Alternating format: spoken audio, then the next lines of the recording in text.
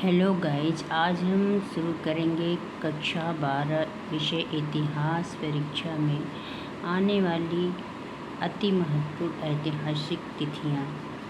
बच्चों, ये हमारे इतिहास विषय में कोई एक प्रश्न संख्या 26 में अक्सर ऐतिहासिक तिथियां आती हैं जो कि बहुत महत्वपूर्ण होती हैं और ये हमें इतिहास विषय में इस नंबर को बढ़ाने में बहुत महत्वपूर्ण कार्य करती हैं। तो आज हम इसी को अति महत्वपूर्ण तिथियों को लेकर आए हैं जो कि आपके सामने हम प्रस्तुत कर रहे हैं।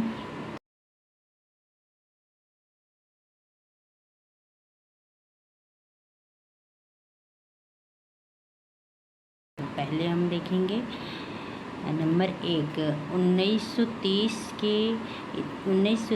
ईस्वी शब्द अवज्ञा आंदोलन शुरू हुआ तथा इसे दांडी मार्च के नाम से भी जाना जाता है। बच्चों, अगर 1930 आता है तो आप हमेशा ध्यान रखिए कि इस समय महात्मा गांधी जी ने शब्द अवज्ञा आंदोलन शुरू किया और दांडी मार्च भी शुरू किया। इसी को दांडी मार्च शुरू किया और सबने अवज्ञा आंदोलन शुरू हुआ।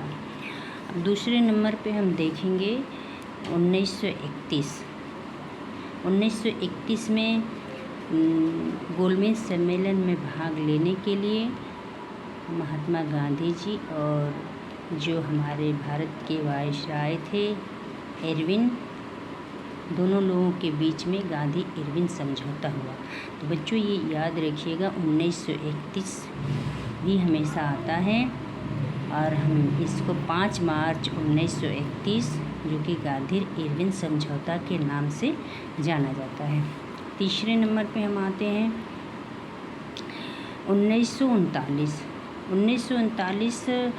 जो कांग्रेस 1937 में प्रांतीय चुनाव करके अपनी सरकार का गठन किया था,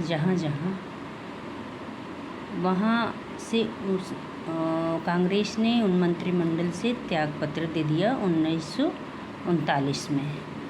चौथे नंबर पे आते हैं 1942। बच्चों, 1942 तो हर कोई जानता है। इस समय भारत छोड़ो आंदोलन शुरू किया गया, महात्मा गांधी जी द्वारा भारत छोड़ो आंदोलन शुरू किया गया। बच्चों, 5वें नंबर पे हम आते हैं 1946 में हमारे देश के संविधान के निर्माण के लिए और देश में जो स्वतंत्रता के लिए हमारे जो कदम उठाए जा रहे थे उसके लिए 1946 में कैबिनेट मिशन का आगमन हुआ। कैबिनेट मिशन ने 1946 में एक संविधान सभा गठन का पहला कदम उठाया गया।